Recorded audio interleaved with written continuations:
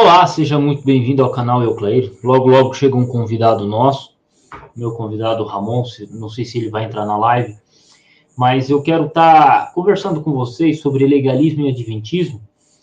E é interessante, cara, é um tema muito interessante. Mas primeiro eu tenho que pedir para vocês se inscreverem nesse canal, nessa live, compartilhar essa live com outras pessoas. Chegou o nosso querido Ramon aí. Aí, ó. Ramon chegou. E, e o assunto é esse, tá, Ramon? Vamos falar um pouquinho aí sua experiência sobre legalismo e adventismo, né?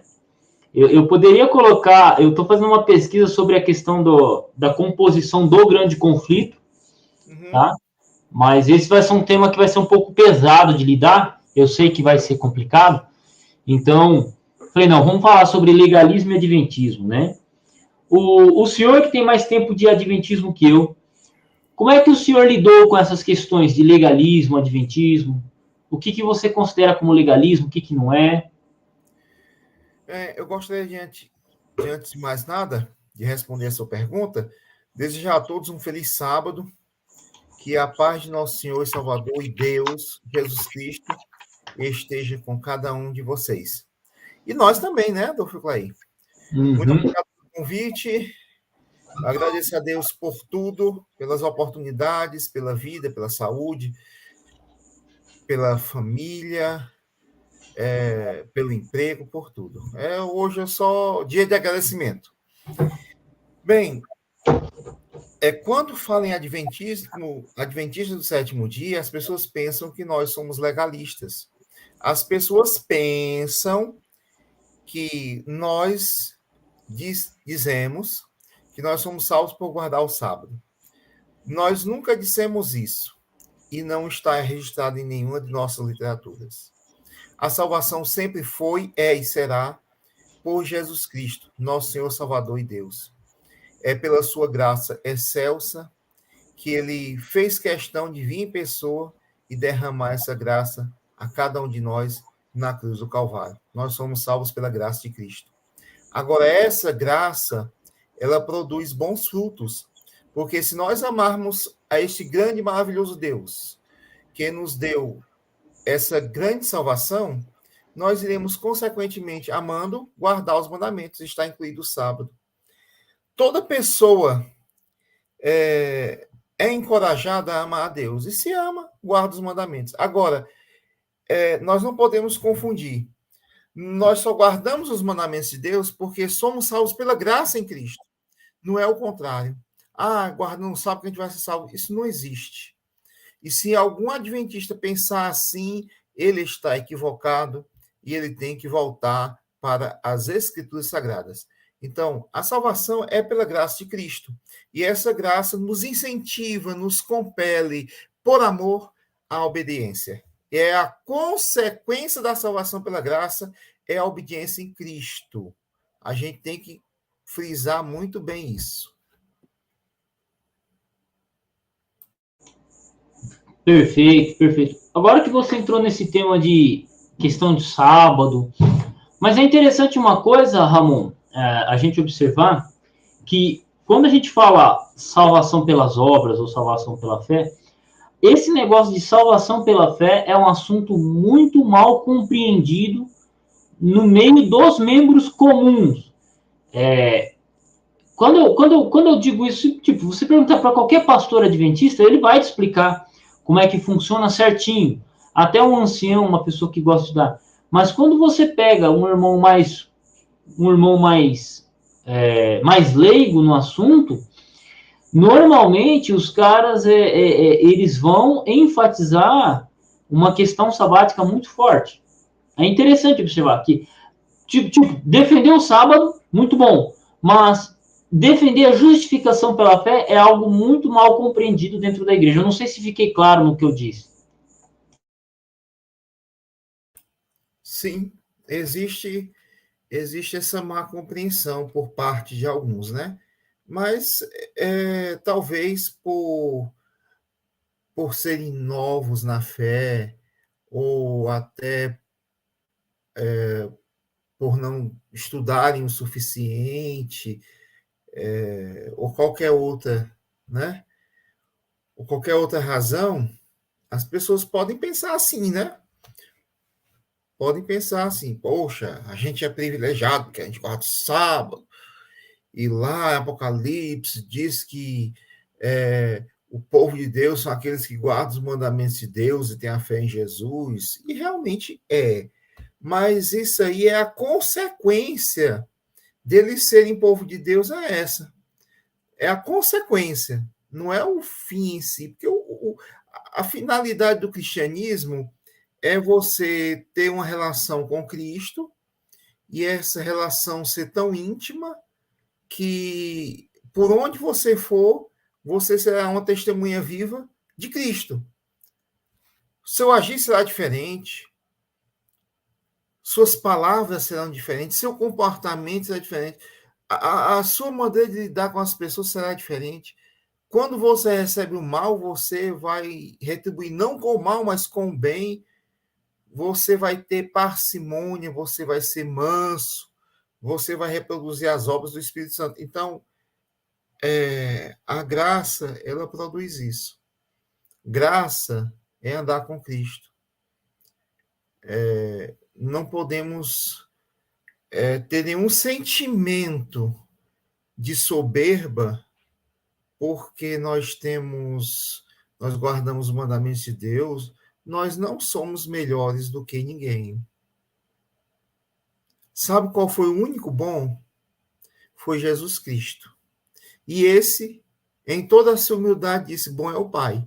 Então nós temos que reconhecer que nós somos pequeninos diante desse grande Deus maravilhoso que se fez pequeno para nos alcançar e que nós temos que reproduzir as obras de Cristo. Nós não podemos ter arraigado em nós esse sentimento de superioridade, não. Não.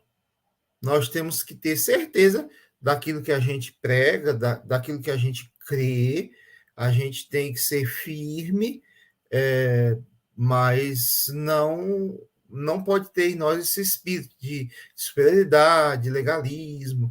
Não, nós não somos salvos porque nós estamos guardando os mandamentos de jeito nenhum. Isso é consequência. Nós temos que buscar o relacionamento com Jesus Cristo. Esse é o nosso objetivo. Deus disse: olhai para mim e sede salvos. Esse é o segredo, sim.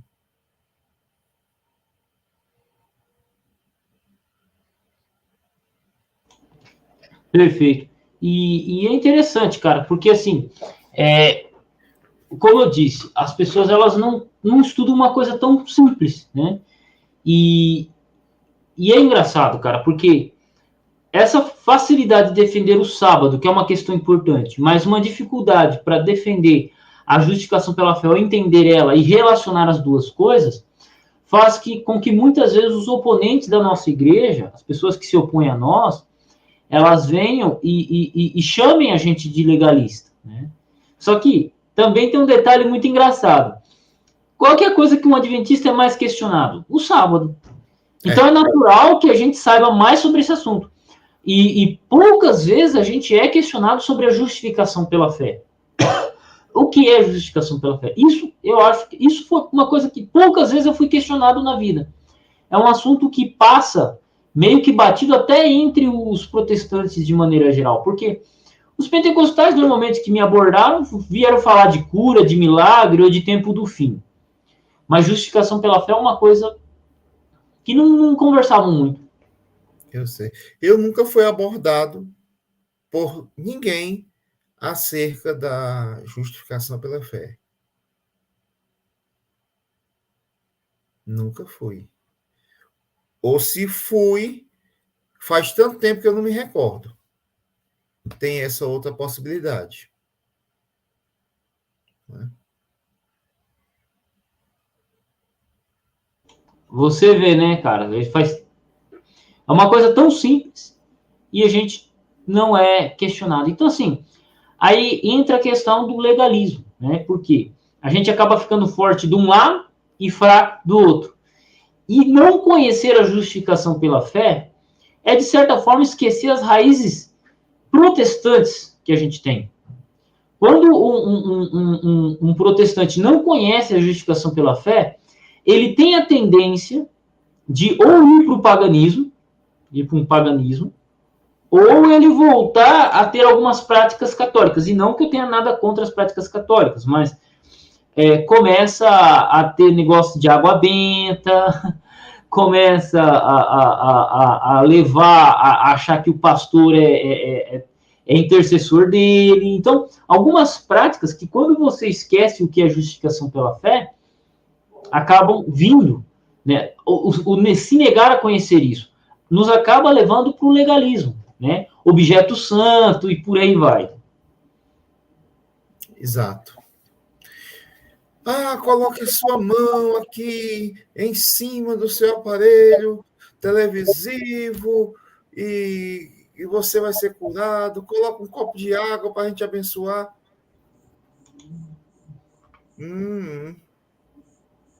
Pode um negócio desse?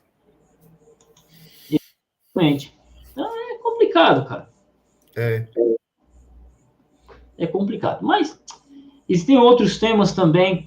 Por exemplo, um detalhe muito legal. Isso era um assunto que se pregava muito quando eu entrei na igreja. Há 10 anos atrás, até uns 6 anos atrás, até eu ouvia bastante. Você tinha constantemente sermões, constantemente assim, eu digo de vez em quando, sermões de pessoas falando sobre vestimenta, né? Hoje parece que ainda não tem tanto, já diminuiu. Estão mais preocupados em falar de psicologia e contar a história da própria vida do que trabalhar alguns temas como esse, temas mais pesados. A questão, por exemplo, de vestimenta. Falava-se muito sobre vestimenta da mulher. E hoje parece que nós vamos ter que começar a falar de vestimenta de homem. Cara, falar pra você, mano, tá dando vergonha. Tá dando vergonha em alguns lugares, cara. Né? Você olha os caras com as calças apertadas assim, que você fala, mano, tipo, não faz sentido, tá ligado? Não faz sentido. Mas, você que tem aí quase 50 anos de adventismo, pode falar pra nós. Houve uma mudança muito grande, né? Tanto de pontos de vistas, né? Mas a doutrina é a mesma. Mas se nós vamos fazer uma pesquisa estatística, houve uma mudança mesmo de sermões. Isso também depende de região, de pessoa para pessoa, mas tinha uma maior frequência, assim, sobre essa questão de vestuário, os de joias, essas coisas, e hoje não tem tanta frequência nisso. Mas uma coisa não mudou. A nossa doutrina nunca mudou e, pelo contrário, nós temos avançado na compreensão das escrituras. É claro que nem todos os pontos ainda são claros o suficiente para nós batermos o martelo, mas nós já temos uma boa compreensão. E sempre nós temos que enfatizar: a graça de Cristo nos constrange e nos conduz à obediência. E é por isso que nós guardamos os mandamentos, incluindo o sábado. E se algum adventista não falar sobre isso, aí ele vai ter que estudar mais, né? Se esforçar mais. Porque é isso que a Bíblia fala. Exatamente. Então, acho que teríamos outros temas também para falar sobre legalismo, né? Mas é interessante observar. Gente, podem deixar seus comentários aí, suas perguntas, que vai ser, a gente vai estar respondendo vocês aqui, tá? O papo é livre. Eu só introduzi o tema aqui de adventismo e legalismo porque é interessante. Uma outra coisa que eu estava observando, tá, Ramon, no tocante a esse tema, por exemplo, o legalista ele é um cara que gosta de estudar, mas ele gosta de estudar uma parte de um assunto. Então, por exemplo, quando um legalista ele vai estudar a lei, ele estuda a lei, mas ele não estuda a graça.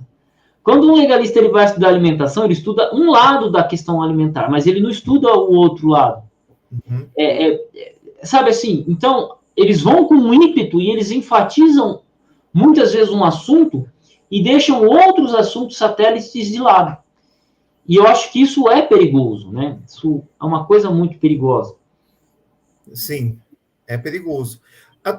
Tudo que você faz tendo uma visão estreita da coisa se torna perigoso, porque você não tem um campo de visão amplo. Né? Você vai estudar um assunto, você tem que estudar aquele assunto por inteiro, esgotar aquele assunto, ou na medida das suas possibilidades. Por exemplo, o que a Bíblia fala sobre a idolatria? Então, você tem que procurar em todas as escrituras, do Gênesis ao Apocalipse. O que a Bíblia fala sobre a entrada do pecado? Você tem que pesquisar em toda a Bíblia. O que a Bíblia fala sobre a volta de Jesus? A segunda vinda de Jesus. Você tem que pesquisar em toda a Bíblia. Ver texto, ver contexto, onde é que eles estão se harmonizando, para que você não pegue um versículo isolado lá de Mateus e você pense que o arrebatamento vai ser secreto, que a vinda de Cristo vai ser... Filho de Deus, que me livra, que me protege. Né? Então, você tem que analisar tudo pelo contexto. Se você não analisar pelo contexto, analisar de uma maneira ampla, você vai pensar, o sábado realmente foi só para os judeus. Né? Se você analisar algo assim especialmente, você vai pensar que aquelas comidas que Deus proibiu era só para o povo de Israel. E assim sucessivamente. Né? Você tem que analisar o texto, o contexto e etc. Fica tranquilo, Ramon. Hoje vamos pegar mais dentro do adventismo, não com preocupação de fora. Por exemplo. Eu estou dizendo, mesmo dentro do adventismo, tem muitas pessoas que ainda não têm um conhecimento suficiente, pensam uma coisa, mas não têm um conhecimento suficiente sobre... Por exemplo, um negócio que está virando tabu, falar de café. Falar de, por exemplo, refrigerantes. Hoje você tem toneladas, eu tenho percebido que existem toneladas e toneladas de adventistas que têm a prática de beber café. Só que quando você olha para as bases da igreja, para os conselhos, a questão de Ellen White, está sendo deixado de lado. Isso aí é uma coisa que eu sinceramente percebi, velho. E assim, tem adventista de 10 anos, adventista cara que nasceu na igreja, que, cara, assim, beber café para ele é normal. Coisa que... Infelizmente, né? Aí alguém pode chegar aqui e falar assim, mas... só para bater aí, agora eu tô me preocupando com gente de fora. Caso alguém, por exemplo, chegar e falar, mas onde está escrito que beber café é pecado na Bíblia? Mas entendam o seguinte, o café ele contém um negócio chamado cafeína. Tudo que contém cafeína, ele mexe com o seu corpo, mexe com o seu sono, mexe com batida de coração, mexe com tudo.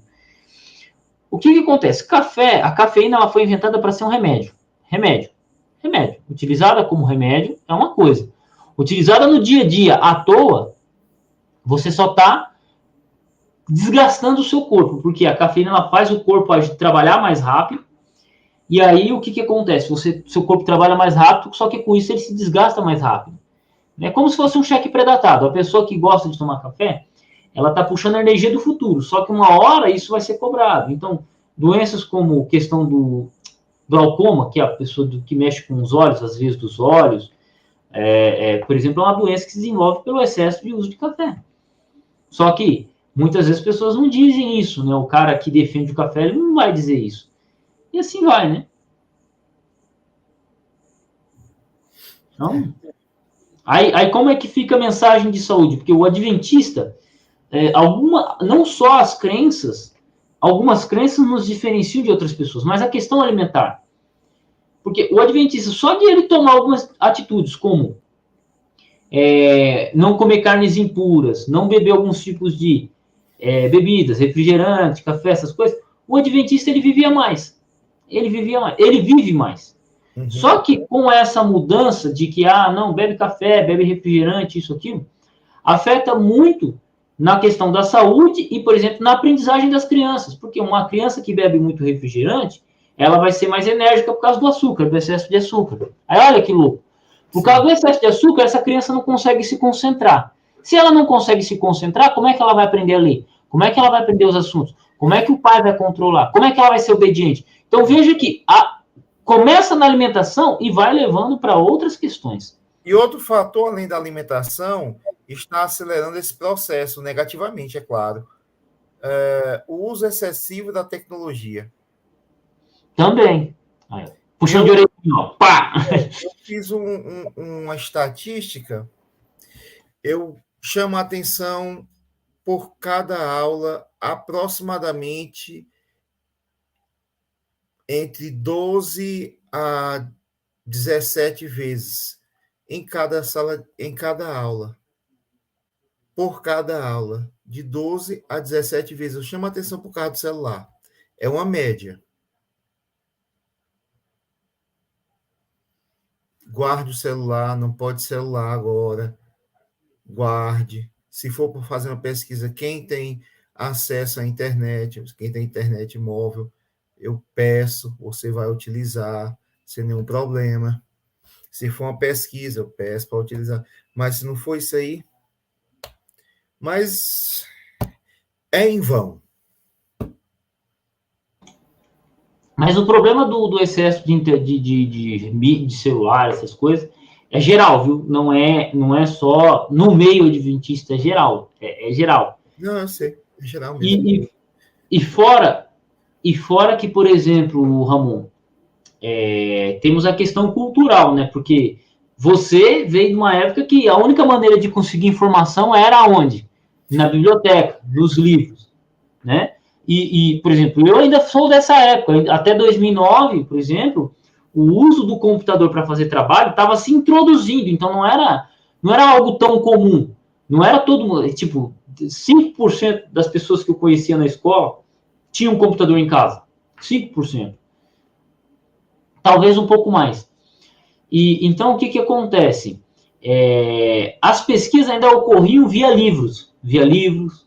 E a geração de hoje, que nem você está lidando com os millennials, né? Não é nem mais os millennials. Estamos em 2012. Você dá aula para criança até de que idade, ô Ramon? Eu dou aula para crianças de 13 anos de idade. 13 anos de idade, por exemplo. Você já está pegando a galera da geração alfa, que é uma geração posterior à geração millennial. Os millennials são aqueles nascidos de 90 de 2000, 98, 99, 2000, até 2010, 2009. As crianças que nasceram nessa geração são chamadas de milênios, que nasceram na virada do ano e já cresceram num contexto de internet. Quando você pega essa geração que vem agora, que são praticamente os filhos da geração X e agora filhos da geração millennial também, dos mais velhos da geração millennial, você tem a geração alfa. Essa geração, ela cresce numa imersão tecnológica muito pior. Nós vimos o Facebook nascer, nós vimos o Orkut nascer, Facebook, YouTube. Cara, imagina hoje, Ramon, tudo que você quer buscar na internet, no YouTube, em vídeo, você consegue. Como tirar uma encravada, como fazer uma planta, como descobrir se uma planta é venenosa. Você tem tudo na internet, em vídeo. A gente ainda pegou um negócio que ainda muita coisa estava sendo escrita e quase nada de vídeo. É ou não é? Sim, entendeu? Verdade. Agora imagina para a geração millennial, que tudo que eles querem, eles já nascem não precisando aprender a ler, mas só vendo. Só vendo. O cara liga lá o celular, o computador. Bebês, 2 anos, crianças com 2 anos, já mexem no celular para assistir vídeo. Entendeu? Então, cara, não tem como. Essa questão do uso da internet, das mídias, das máquinas, é geral, cara. E até a gente que é mais velho já está tendo dificuldade de não usar. Exatamente. Olha, a tecnologia, ela é uma faca de 2 gumes. Ela tem muita coisa positiva, mas tem muita coisa negativa. Nós podemos dizer a quantidade de coisas positivas, acesso ao conhecimento, à cultura, às artes, a comunicabilidade. Eu estou conversando com você aqui, você está em outra cidade e eu também estou em outra cidade. Nós podemos abrir aqui um meeting com várias pessoas de diferentes partes do mundo, que nós precisávamos falar era o inglês. Então, teremos contato com pessoas do mundo todo. A tecnologia tem essas vantagens. Esse fenômeno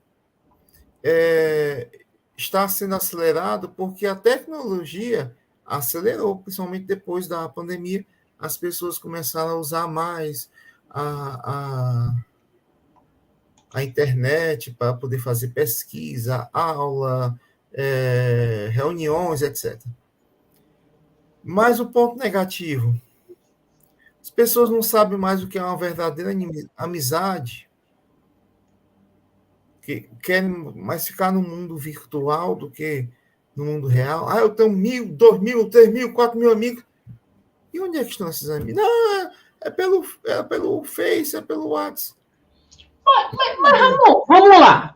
Agora vamos dar um exemplo. Vamos dar um exemplo. Domingo passado, eu te pedi 100 reais emprestado. E tu me emprestou, cara.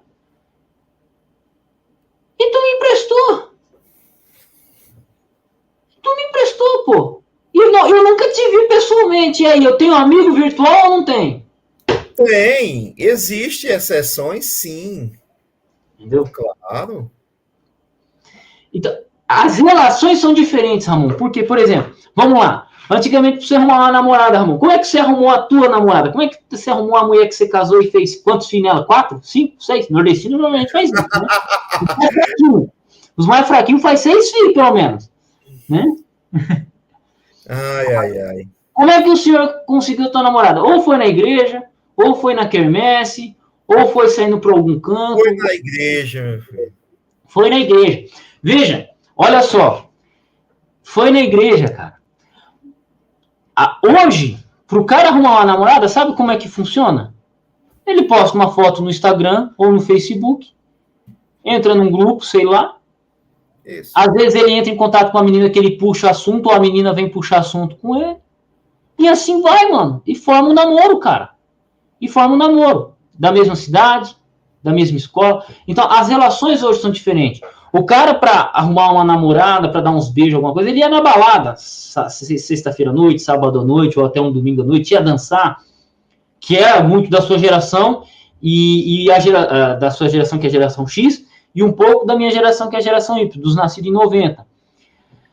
Só que hoje não funciona mais assim. Por causa das mídias sociais, das redes sociais, é completamente diferente. Até a interação, né? Até a interação das pessoas é outro tipo de interação. Não tem como comparar. Eu convivo com jovens, eu sei como é que funciona. Realmente. Mas eu estou falando do contexto geral, né? Dos pontos positivos, pontos negativos, do geral. Mas realmente as relações sociais mudaram, né? E mudaram, mas tem seus pontos positivos, tem seus pontos negativos, mas realmente mudaram.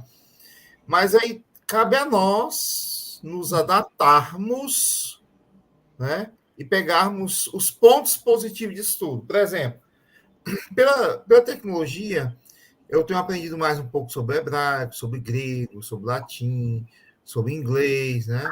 Eu tenho feito boas amizades, então eu estou aproveitando aí a positividade dessa grande revolução, né? Tecnológica. Né? Sim. Mas quando eu digo essas são outras relações, tem os pontos positivos e negativos. É isso que eu quero enfatizar. O fato é que são outras relações. Por exemplo, uma coisa que eu quero observar aqui para a gente bater um papo também. Uma coisa que a igreja tem que lidar, por exemplo, bissexualidade. As novas gerações, por causa das mídias, disso, daquilo, tem uma tendência a ser bissexual. Estava conversando com um rapaz que tem 18 anos de idade, ele falou assim, na minha escola todo mundo é bissexual. Praticamente todo mundo. E é uma coisa que você fala, tá, mas é a escola, uma escola mundana, isso aqui. Tudo bem, só que essas pessoas são passíveis de receber a mensagem do evangelho. Então imagina essa pessoa chegar na tua igreja. Como é que a gente lida com isso? Como é que a gente explica? Né? Por exemplo, nós somos da época, vamos pegar... É isso. Vamos pegar, por exemplo, nós somos da época que assistiu Rambo, pô. Eu assistia Rambo na sessão na SBT, Rambo 1, Rambo 2, Rambo 3. Sim. A gente assistia Exterminador do Futuro. Rock 2. Os 50 Rock e tal. Então é isso aí mesmo. A gente assistia esse tipo de filme. Arnold Schwarzenegger. Exatamente. Hoje, todo filme e toda série que você for assistir, pode prestar atenção, desde do final de 95 para frente, todo filme, toda série tem um viadinho. Tem um cara lá homossexual, tem a menina sapatão. Pode prestar atenção. Pode prestar atenção. E o que acontece? Isso normalizou, e eu não estou julgando que isso é errado ou não, mas isso normalizou, e você pega as gerações de hoje, eles têm essa tendência. Por exemplo, você é da época das brigas de gangue. O Ramon talvez o Ramon tenha uma marca de facada aí das brigas de gangue dele. Né? O cara do bairro, o cara do outro bairro, e eles brigavam. Tinha muito essa treta na década de 80. Na década de 90 já mudou um pouco, o pessoal já começou a andar mais armado, já aconteceu mais trairagem. Por exemplo, na minha época já não tinha tanta briga de gangue. E quando você falava assim, eu te pego na saída, cara, isso era uma ameaça. Pô, era uma ameaça. Eu chegasse pro Ramon e falasse assim, Ramon, te pego na saída da escola. Pô, cara, você ficava tremendo na base, porque ou você ia dar paulada ou você ia apanhar. Por quê? Porque era briga. Ou se um chegar pro outro e falar, te pego na saída, isso é uma cantada, pô. É uma cantada. Né? Então, olha a mudança, e aí eu volto. E como é que a igreja vai lidar com isso? Como é que o jovem adventista dessa geração chega numa escola mundana e aí ele chega lá e vê dois rapazes se beijando, duas meninas se beijando? Tá ligado? Quer dizer, vamos melhorar aí a sentença, né? Se beijando sem a direção saber, sem a administração saber, sem os professores saberem, né? Porque na escola não pode nenhum tipo de relacionamento. Mas fora, talvez eles vejam com mais frequência, né? Fora, dentro, né? Tá ligado? O negócio é complicado. É complicado. Não, é muito complicado. Então, o que nós temos que estar preparados é o seguinte: primeiro, nós temos que mostrar para todas as pessoas, inclusive essas pessoas, que Jesus Cristo as ama incondicionalmente. E quando você aceita Cristo verdadeiramente como seu Salvador, há uma mudança de vida. Total. Mas eu nunca mudei. Então, você ainda não teve um encontro pessoal com Cristo. Porque quando você se encontra com Cristo, não tem como não mudar. Exatamente. Só que o problema aí eu quero enfatizar mais um ponto, que e quando a igreja, os sermões não ensinam mais a doutrina? E aí? Por quê? Aí a gente volta no legalismo. O legalista, ele enfatiza demais a questão doutrinária, um ponto doutrinário, e aí você tem, por outro lado, uma geração, uma leva de adventistas, isso você deve ter percebido na sua região também, de pessoas que não estão preocupadas em falar da doutrina. E aí, como é que a gente faz? Rapaz, nós vamos fazer o seguinte. Vamos mudar de assunto. Continuando fazendo a nossa parte. Que é tendo um relacionamento com Cristo, continuando estudar a Bíblia, continuando estudando a Bíblia, continuando crescendo na graça e no conhecimento, que isso é que é importante. E se der a oportunidade para a gente,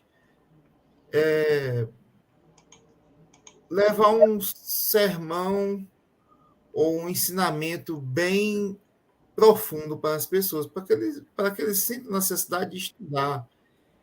O conhecimento é algo preciosíssimo, principalmente o conhecimento das Escrituras. O maior tesouro que você pode achar na Bíblia é Jesus Cristo. É Jesus Cristo.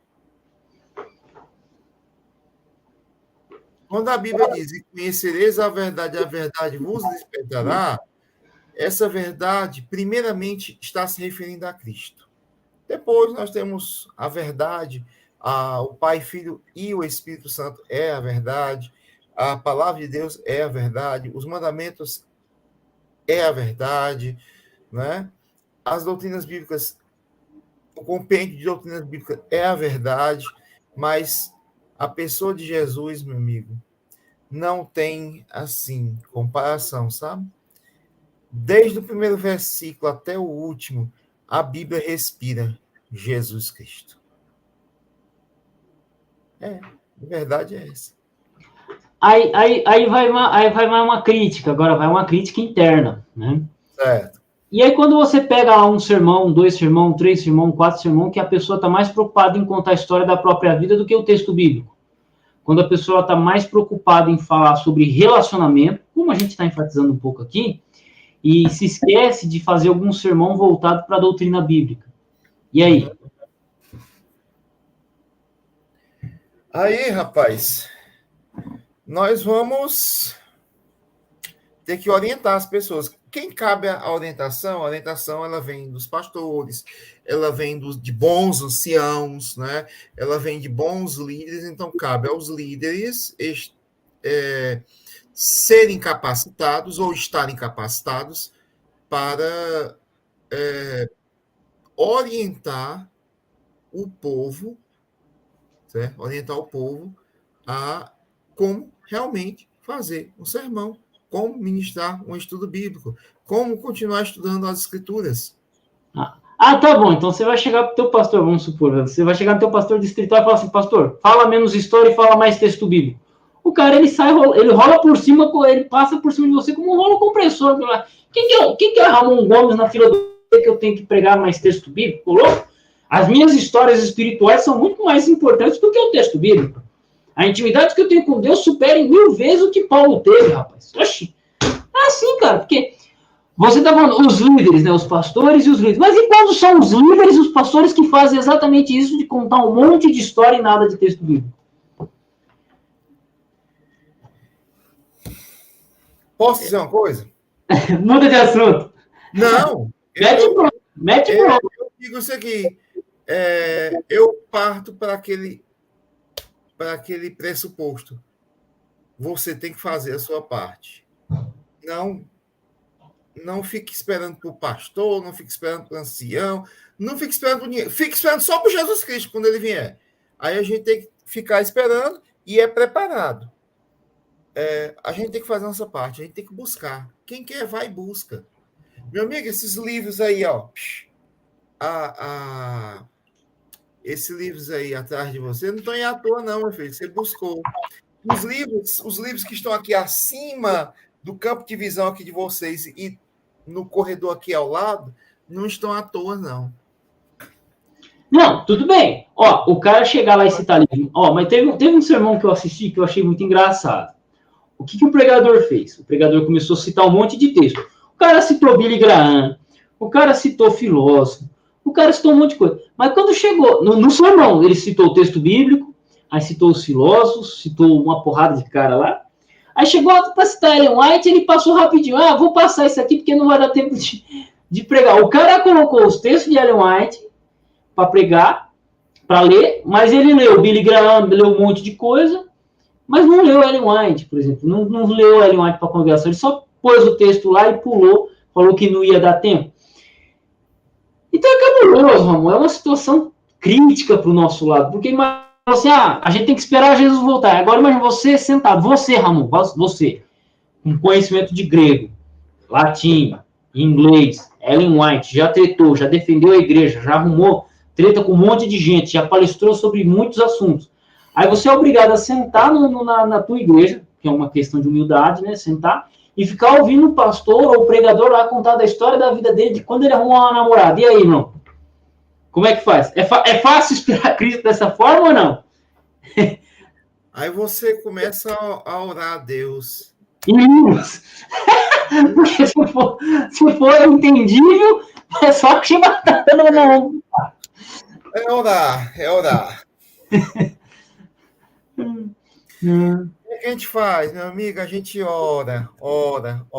A gente tem que orar muito mesmo.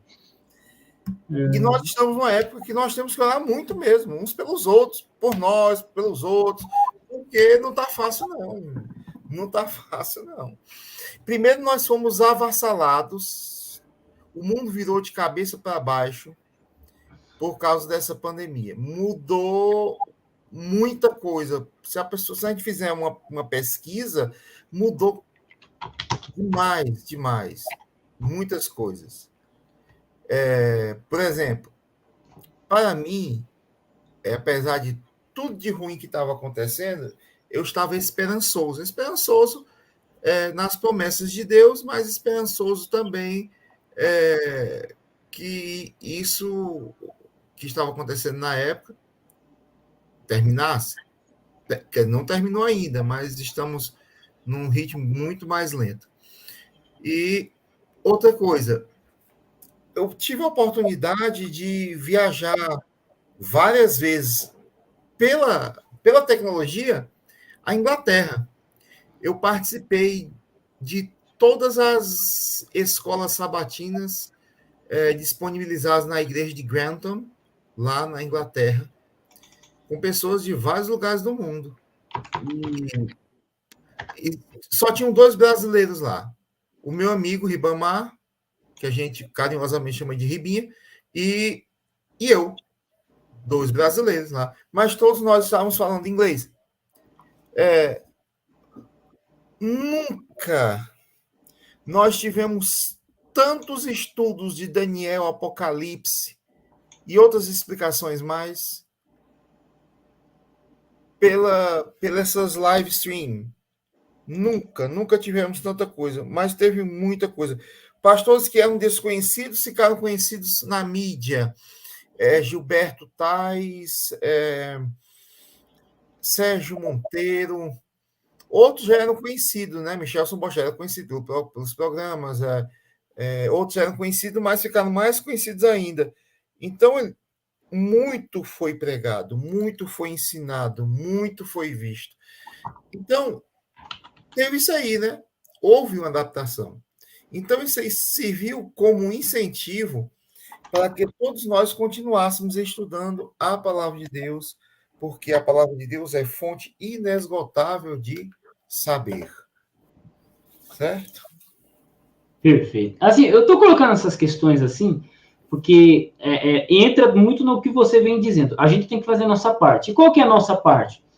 Tem 8 pessoas nos assistindo, e depois algumas pessoas nos assistirão outros momentos, e que talvez sintam a mesma coisa que a gente. A galera está comentando aqui e rachando o bico da risada aqui por causa de liderança e tal. Porque são coisas que, pô, eu sinto, você sente, mas se a gente não externaliza, as pessoas não mudam. Por quê? Muitas vezes, pode ter pastor que acompanha o nosso trabalho aqui no meu canal, e que eles não se apercebem que eles só chegam no púlpito para contar a história. Teve um rapaz, Ramon, juro, teve um cara tinha acabado de sair do seminário de teologia. Uhum. Saiu do seminário de teologia, e pregava bem, cara, o garoto pregava bem, garoto inteligente, pregava bem, se expressava bem. Só tinha um problema. Todo sermão dele, ele tem que contar 2 ou 3 histórias da vida dele. E quando ele não conta a história da vida dele, na época que ele era criança, com a avó dele, ou na época de escola, ou isso, aquilo, o que ele fazia? Olha só, o que ele fazia? Ele contava a história da namorada dele, que atualmente era esposa dele. Até um dia que eu cheguei e comentei, falei, mano, você só sabe contar a história da sua vida, irmão? Pô, se eu quiser saber da sua vida, eu te sigo no Facebook, cara. Você tá aqui, você tá pra pregar a palavra de Deus, né? Rapaz, não teve ninguém que defendeu ele, cara. Não teve ninguém que defendeu, porque todo mundo dizia isso. Só que o problema é que precisa de um cara com língua solta pra falar isso pro pastor, pô. Precisa falar isso pro pastor. Aí, no sermão seguinte, o cara fez um baita sermão sobre o sábado. Aí, depois dos outros sermões que ele foi pregar, voltou a falar a história da vida dele de novo. Não, parece que é um padrão, cara. A pessoa tá mais preocupada em falar da própria vida. E, às vezes, a gente tem que externalizar isso, porque, senão, meu amigo, as coisas continuam do jeito que está. E falar aqui, nós fazer a nossa parte. É isso mesmo. E, por falar nessas coisas, com a criação do WhatsApp e outros aplicativos, o diálogo, os debates têm sido acentuados.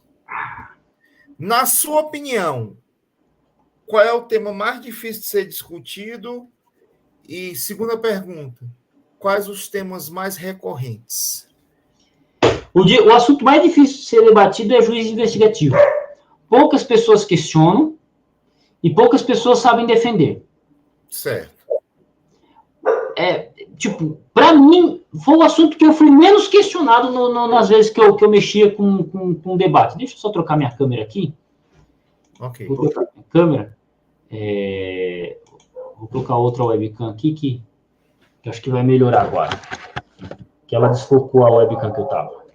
Pronto. Deixa eu subir aqui para 720p. E pronto. Então, o que acontece? O juiz investigativo é o tema menos comentado.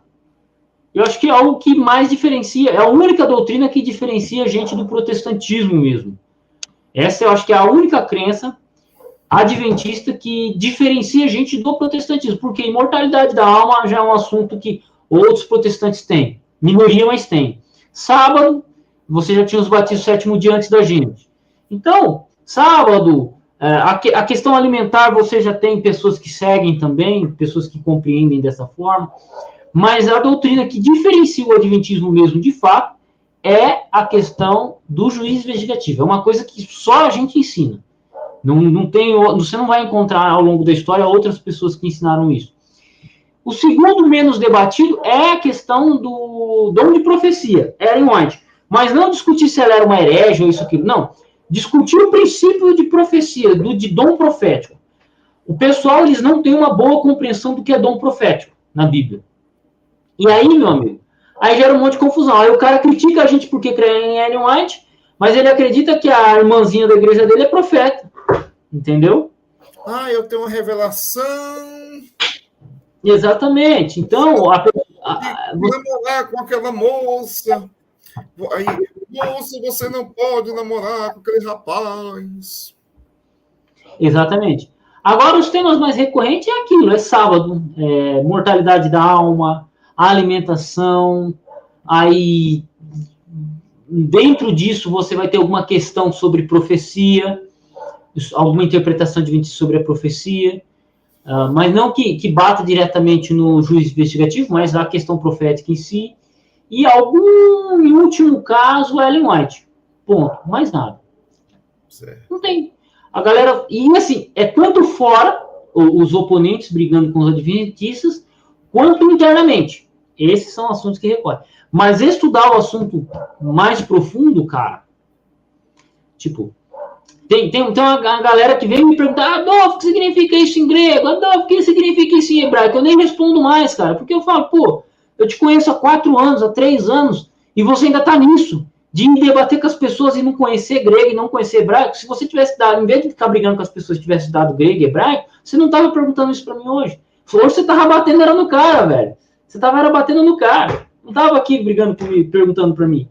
Então, o problema do WhatsApp, nesse ponto, as pessoas elas se propõem a debater algo que elas não conhecem, em vez de ir buscar informação. Porque, quanto tempo você fica sozinho, Ramon, sem mexer com debate? Você fica meses. Para ir lá no mês, participar de uns debates, participar de umas lives e tal, e depois voltar para sua caverna e ir para a bronca. Eu é a mesma coisa. Eu gosto de estudar e gravar meus vídeos. Quando eu entro nos grupos de debate, eu já não consigo mais estudar, porque eu fico em função dos debates. E aí, meu amigo, aí é perda de tempo, tá ligado? Aí eu deixo de crescer. Aprendo coisa legal, aprendo, mas não é aprender aquilo que eu estava precisando aprender. Você não vai aprender signo linguístico em debate de WhatsApp sobre mortalidade da alma. Você vai aprender signo linguístico lendo Fernando Saussure, lendo Leonor Schuller e lendo outras obras, entendeu? É isso.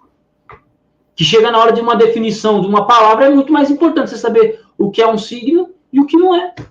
O que é um referente, significante. Significado, as teorias, né, de Vygotsky. Exatamente. Vai. Entendeu? Tava lendo um livro que quase ninguém leu. Por exemplo, um baita livro que ajudou muito na lição da Escola Sabatina, me ajudou muito. Fuster de Coulanges, A Cidade Antiga, É um baita livro. Ele está falando sobre a construção da cidade grega e a construção da cidade romana, como que se estruturou as cidades antigas. E a primeira coisa que o cara trabalha é a imortalidade da alma. O cara, ele começa trabalhando o princípio da crença da imortalidade da alma. Meu amigo, quantos adventistas conhecem Custódio Coulanges? Quase nenhum. Na verdade, foi um adventista que me indicou, né? O professor de história Samuel Caldas, ou Samuca, e ele que me indicou, falou assim, Adolfo, lê esse livro, cara. Eu fui lá, demorei um pouco, mas li o livro, cara, e falei, mano, que livro. E que ajudou, caiu bem a calhar. Só que, quantos estão lendo obras assim? Quantos conhecem Lucas Banzoli, que escreveu 2.000 páginas sobre a imortalidade da alma? Entendeu? É isso. Infelizmente.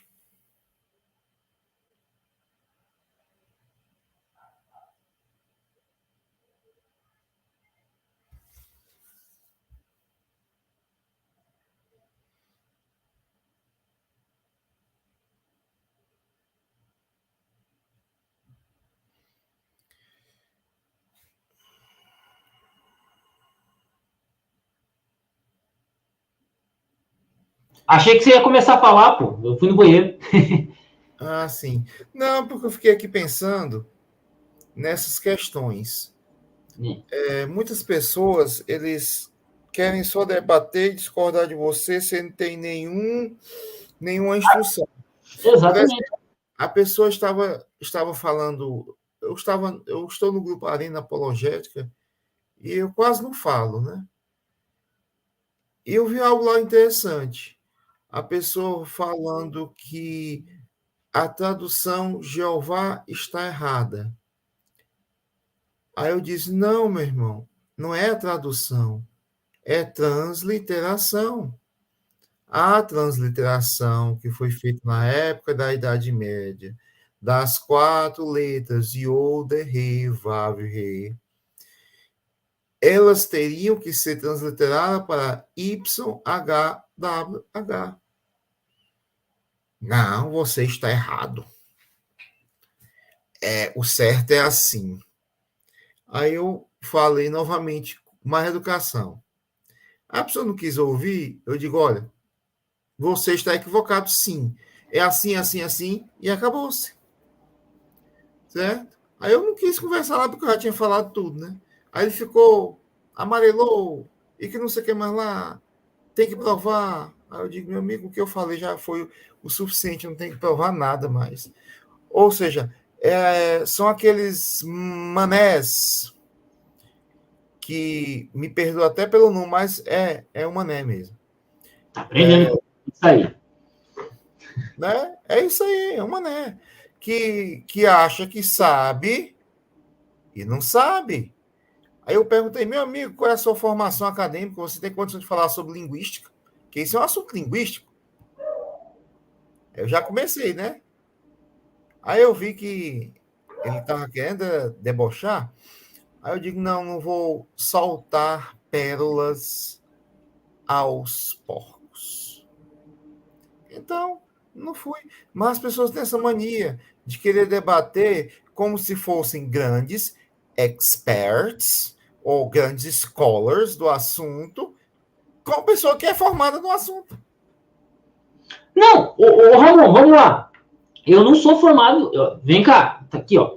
Minha formação é outra. Eu sou formado em teologia, sou formado em história. Sim. Entendeu? Minha formação é por outro caminho. Mas, por exemplo, se eu conversar com você, olha só, se eu for conversar com você sobre Fernando Saussure, pô, eu consigo, porque eu não sou especialista na obra dele, E tá? nem eu. Mas eu conheço Fernando Saussure. Só que você foi obrigado a estudar Fernando Saussure. Eu não, eu estudei Fernando Saussure por outras questões.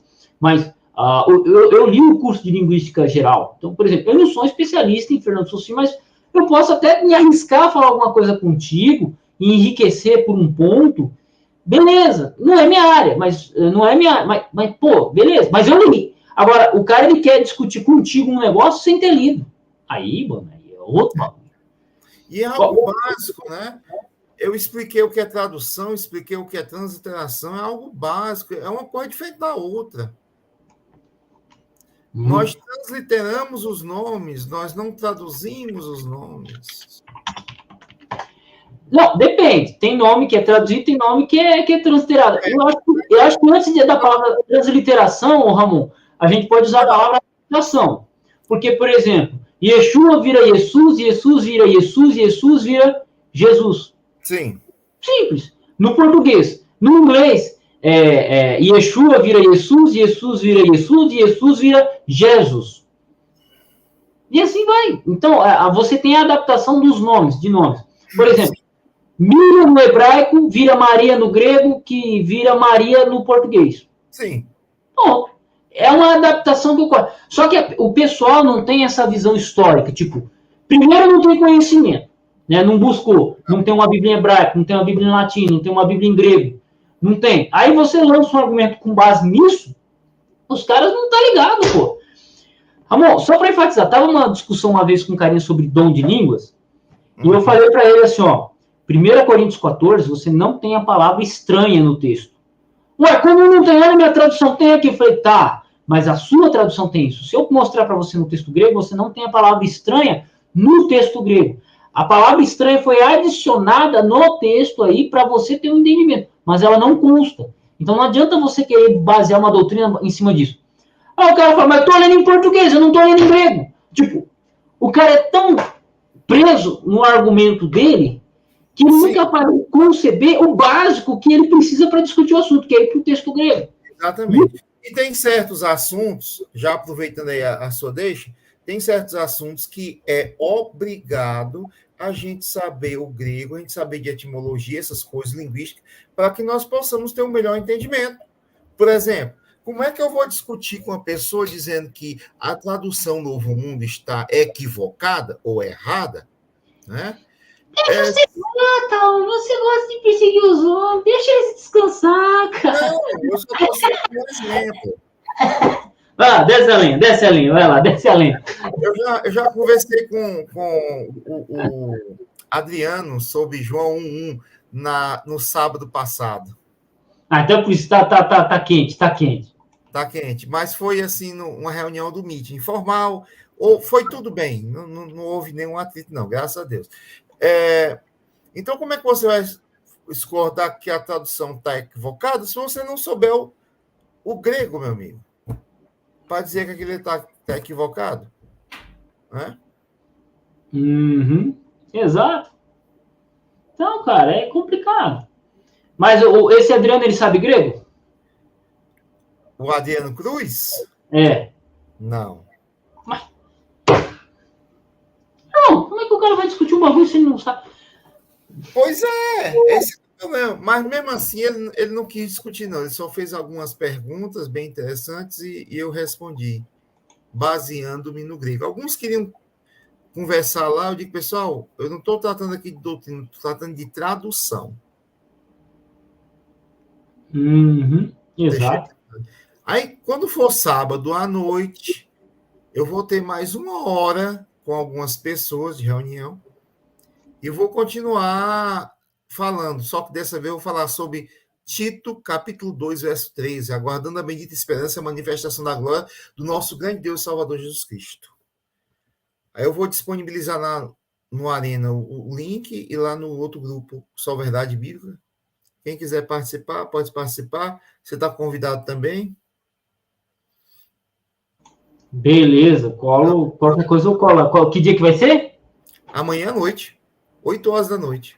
Vixe, amanhã à noite, possivelmente eu vou fazer alguma live contando sobre a história de São Paulo ou algum assunto envolvendo alguma treta grega e tal. Amanhã já tem uma live combinada. Porque eu tentei fazer mais cedo, mas o pessoal tem alguma coisa para fazer, aí só chega depois. Aí eu digo, não, vou fazer um pouco mais tarde, que é até melhor. Não, é isso aí, pô. E é isso, cara. Então, assim, mas, Ramon, é o que o Olavão falava, cara. O Brasil é o único lugar do mundo em que a ignorância ela serve como algum argumento. Então, tipo assim, vamos supor, não é o caso do Adriano Cruz, não, nem deles, assim. Mas a grande maioria dos brasileiros, quando você vai discutir com ele um assunto, é simples assim, ó. Pode parecer mentira, mas se você chegar, o cara ele vai falar assim, eu vou falar sobre história do Brasil. Aí o cara tá falando sobre a história do Brasil. Aí você começa a mencionar alguns fatos que ele não conhece sobre a história do Brasil. A primeira coisa que ele vai falar assim, mas eu nunca ouvi falar disso. E aí, meu amigo, o cara, ele simplesmente ignora o que você acabou de dizer para ficar com o que ele disse. Exatamente. Então, ele ignora o que você conhece. Então, ele acha que o conhecimento, como você mencionou também, ele acha que o conhecimento que ele tem é todo o conhecimento suficiente. E não é. Então, por exemplo, na questão da estar discutindo dom de línguas, eu falei para a pessoa, não, cara, mas o texto foi escrito em grego e você tem traduções em grego, em português, que não tem a palavra estranha. Só fala em línguas. Não fala língua estranha. E a palavra estranha ali, ela tem o sentido de estrangeira e não o sentido de ininteligível. Só que, cara, a pessoa ficou tentando zombar de mim. Aí, lá vem o grego, ele acha que tá na Grécia e tal. Tipo, o cara tava zombando de mim, mas ele nem sabe, cara, que o princípio básico do estudo é isso. E é muito engraçado. Teve uma discussão sobre sábado. Que eu tenho que deixar bem claro aqui, para que não haja nenhuma má compreensão, é que nesse estudo as pessoas estavam lá, mesmo para estudar mesmo, para poder estudo, não era debate, não houve atrito com ninguém, nem da minha parte, nem da parte de ninguém, nem da parte do Adriano Cruz, pelo contrário, ele se comportou muito bem e fez umas perguntas lá muito boas e interessantes, para que fique bem claro, certo? Para que não haja nenhum mal compreendido aí. O Ramon, porque assim, velho, como eu te comentei em off, né? Cara, hoje eu não me preocupo mais, eu vou tretar com testemunha de Jeová sobre isso ou sobre aquilo. Sabe por quê? Jeová, o cara defender que Jeová é o nome correto na Bíblia, para mim, é irrelevante quando tem um maluco dizendo que o nome de Jesus é Yahusha. Tá ligado? Uhum. Que Deus, o nome de Deus é Yahu. Tipo, cara, pra mim, peraí, eu vou discutir com o cara que tá defendendo que o nome de Jeová, de Deus, Elohim, ou Tetagrama, significa Jeová. A melhor adaptação seria Jeová para nós. Quando tem um outro maluco falando que significa Yahusha. Tipo, aí eu falo, cara, não. Eu chego pro TJ e falo, TJ, não vou brigar contigo hoje. Vamos fazer um prego de paz. E vamos bater naquele maluco que tá ensinando um bagulho mais absurdo ainda, cara. Porque não dá. Não dá, cara. Ou que o nome de Jesus significa Deus cavalo, né? Tá ligado? Tipo, aí não tem jeito, cara. Mas não tem jeito, sabe? Aí não tem. Mas o intuito do meu estudo não foi debater nem bater em outro testemunho de Jeová, não. Eu não faço isso, não. Você só mastiga. Você só mastiga.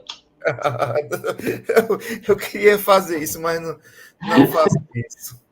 Mas é um estudo mesmo. Então, Ramon, não tem como. Tem coisa hoje que eu considero questões que são muito piores. E outra, o testemunho de Jeová, quando ele vai tretar com você, ele ainda memoriza alguma coisa. Ele vai lá ler o que a Torre de Vigia disse para ele, né? Ele vai lá ler o que a Torre de Vigia... A Torre de Vigia traz citações pela metade, mas ainda traz alguma citação. Agora, e quando o maluco começa a dizer para você que o nome de Deus é Yahweh, e que o nome de Jesus significa Deus cavalo ou Deus porco, e que o nome verdadeiro é Yahweh... Ainda se baseia no desenho dos Simpsons. Não, cara, e o cara ainda pega um episódio dos Simpsons lá por causa do porco. Não dá, cara, não dá. Então, assim... Tipo, e agora, esse mesmo cara, olha só, esse mesmo cara tá dizendo que um cara comentou aqui nesse canal, falando assim, ó, o cara agora tá dizendo que o número da besta não é mais 666, agora é 646, alguma coisa assim. 644. Ó, aí o cara fala 666, beleza, tá na Bíblia. 616, tem lá um manuscrito antigo que data isso. Tem 645, tem uns páginas, mas o número que o cara mencionou, eu falei, cara, de onde que o espírito de porco arrancou disso? Mano? De onde que esse endemoniado arrancou isso? Só se for da heresia do diabo mesmo, cara, porque acho que, sabe, então, como é que a gente vai debater algo? Como é que, Ramon, o maluco, ele não sabe ler uma Bíblia de estudo. Ó, o cara, ele tá lendo a Bíblia em português, Ele não sabe interpretar o que diz a nota de rodapé. Se ele não sabe interpretar uma nota de rodapé, como é que a gente vai discutir outras coisas? Então, analfabetismo é foda.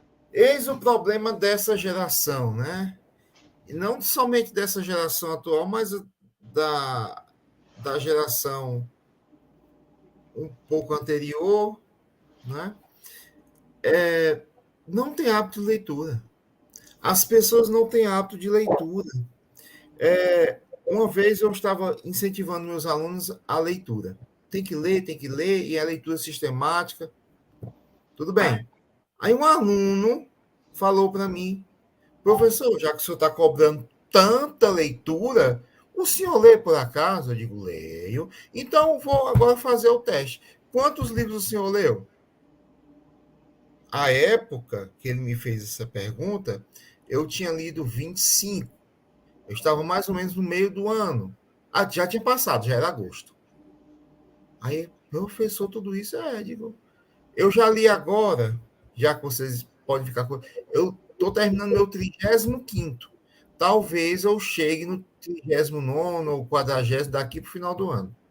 Não sei, que eu vou entrar de recesso agora, eu vou ter mais tempo, aí eu vou comer livro. Por quê? Porque é a leitura que melhora a sua capacidade de vocabulário, sua capacidade de expressão, sua capacidade de comunicabilidade, capacidade de convencimento. Em termos de conhecimento, seu conhecimento vai ficar mais amplo, vai melhorar, a aquisição de palavras novas, você vai ter mais conhecimento, você vai saber interpretar melhor algo. Então, capacidade de raciocínio, etc. Então, tem inúmeras vantagens. Agora, a pessoa que não lê nada, meu amigo, para quando você lê uma simples notinha, você fica com dificuldade de interpretar. É porque não é aquela leitura que os gregos falaram, né? O verbo ler em grego, anagnosko, né? Formado por aná, perto de, ou junto de, e gnosko, que é o conhecimento. Conhecimento de perto, ou seja, conhecimento profundo. Ler é entender. Leitura que vem daí, né? A leitura do Anagnoski. A leitura. Ler significa entender, compreender, interpretar. Então, isso é leitura. Exato. A pessoa que lê, mas lê em que nível? Porque também tem os níveis de leitura. Aí, meu amigo, fica difícil, né? Ó, o Mr. Robson, ele colocou uma fala aqui que vai ser a última resposta minha, e eu também quero ouvir uma opinião sua. Tá vendo aí? Talvez o legalismo seja bom. Os ditos legalistas não saem por aí falando dessas sandices. Mas o problema, Robson, é que acontece o seguinte. Os legalistas, eles criam uma bolha. Pode prestar atenção, eles criam uma bolha de conhecimento. Então, por exemplo, eu estou aqui falando com o Ramon. O Ramon, ele é formado em letras. Ele tá não sei como que está o mestrado dele em educação, que é sobre um educador grego. Né? Então, ele está pegando o texto do cara, lendo o texto do cara, o que falaram sobre o cara. A tese de mestrado dele só falta defender, se eu não me engano, de mestrado. É alguém que tem o conhecimento e vai além do conhecimento. Então, se a gente começar a sentar aqui, professor de língua portuguesa, e começar a discutir sobre literatura, o Ramon, ele tem capacidade, ele vai ensinar a gente, ok? Agora, quando você pega um legalista, o legalista, ele pega algumas partes dos escritos, por exemplo, de Ellen White, algumas partes da Bíblia, ele enfatiza. Só que ele ignora as outras partes. E aí ele cria uma bolha, ele se tranca nessa bolha, e só o que vale é o que está dentro dessa bolha. Então, por exemplo, vamos pegar um cara que eu gosto pra caramba, velho. Vocês podem até achar que eu não gosto dele, mas, cara, pega o Daniel Silveira, pô. O Daniel Silveira, ele é contra o estudo do grego e contra o estudo do hebraico. Ele é claro contra isso. Ele é contra o estudo da exegese da hermenêutica. Só que ele mesmo foi lá e fez... Não, tranquilo, Robson. Mas ele foi lá e fez a própria tradução dele. Com base no quê? Com base numa revista Almeida atualizada antiga, uma revista Almeida antiga, a King James 1611, porque ele lê inglês, e com base na teologia que ele traz na cabeça dele. Mas grego e hebraico, que é o que ele devia saber para fazer a tradução dele, ele não sabia. Aí quando você vê uma palestra do cara falando como que ele seguiu o método de traduzir o texto lá, cara, eu olho e falo, cara, é loucura. E eu não estou falando de um cara burro, de um cara que não tem analfabetismo, mas é um cara que tem uma pegada legalista. É um cara que tem conhecimento, tem potencial, mas ele ignora. Ele ignora. Aí ele diz onde que tá, ele diz que está errado, onde que não está errado. Então ele disse, esse texto aqui está errado, por causa disso, disso, disso. Só que você vai dentro da questão do texto grego e ele permite aquela tradução. Pode até não concordar com a interpretação, mas a tradução é possível. E não está errado. Então, assim, o legalista, ele é a mesma coisa que o analfabeto funcional, só que é num grau pior. Por quê? Porque ele ignora. O Daniel Silveira, ele enfatiza o Walter Waite como se ele fosse o deus da crítica textual por causa de uma palestra da série Ataque Total, que é uma palestrinha de 1 horinha do Walter Waite. Tá? E aí o cara endeusa Walter Waite, por exemplo, como se fosse o maior crítico textual que já pisou na face da Terra. Só que ele ignora o que o Paroski disse. Ou o que o Paroski diz. Ele ignora, o cara morou lá onde que o Milton Torres morava. O cara ignora o que o Milton Torres disse. Tá ligado? Tipo assim, olha a loucura que é. O cara tem conhecimento, tem potencial, conhece os teóricos, mas ele ignora. Então o legalismo ele é ruim por causa disso. Porque o analfabeto funcional ele não conhece e não consegue interpretar. Eu ainda dou uma desculpa para ele. Mas o legalista é alguém que consegue ler, ainda consegue interpretar, mas ele ignora. Ele ignora. Você pode ver, cara. Você pega o Silveira, mano, ele ignora um monte de coisa. E o problema é assim, se ele ignora num ponto, ele ignora em outro. E aí você vê ele falando um monte de coisa, e aí você percebe, opa, peraí, mas uma pessoa que entende mais do assunto que ele, percebe que ele está ignorando um monte de coisa e ensinando errado. Simples assim. Então, para mim, é pior. Tanto o legalismo quanto o analfabetismo funcional. Mas o legalismo é pior, porque você tem pessoas que, como é o caso dele, lê inglês, francês, alemão, mas é incapaz de estudar da maneira correta, de explicar as coisas da maneira correta, de pesquisar da maneira correta. Por quê? Porque ele tem uma pegada, uma metodologia, não é uma metodologia, mas ele tem um preconceito contra um conhecimento que ele acha que está errado. Sobrou alguma coisa para você falar, Ramon? Rapaz, sobrou pouca coisa para falar, mas não tem nada não. O bom é assim, um fala, o outro escuta, e assim vai. E assim nós vamos conversando e construindo conhecimento. Eu não sei o que é pior. Se é aquele que não sabe nada e acha que sabe muito, se é aquele que sabe pouco ou sabe só uma parte e acha que sabe tudo, ou é aquele que sabe, mas ignora outros conhecimentos, outras áreas do saber. Aí isso eu não sei qual é o pior. Mas talvez o pior sejamos nós, se nós não fizermos a nossa parte, que é estudar, se aperfeiçoar e ensinar a verdade para todas as pessoas. Né? Nós temos que ir e levar esse evangelho do reino maravilhoso para todas as pessoas, né? E então virá o fim. Quando eu digo para todas as pessoas que estão ao nosso redor, né? Agora, se você souber falar outro idioma, pregue também para pessoas que falam aquele idioma. Se você souber falar inglês, pregue também inglês para pessoas que falam inglês, e assim sucessivamente.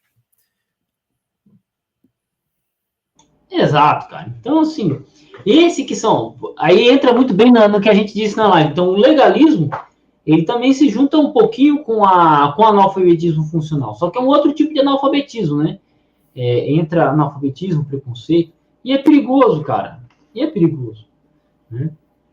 Mas, Ramonzão, obrigado pela live aí, cara. Desculpa incomodar aí você. Não, eu que agradeço ao convite. E vou finalizar. Um abraço a todos que participaram da live aqui. Um abraço para todos também. Agradeço a todos aí e fomos. Para a gente não ficar repetindo muito.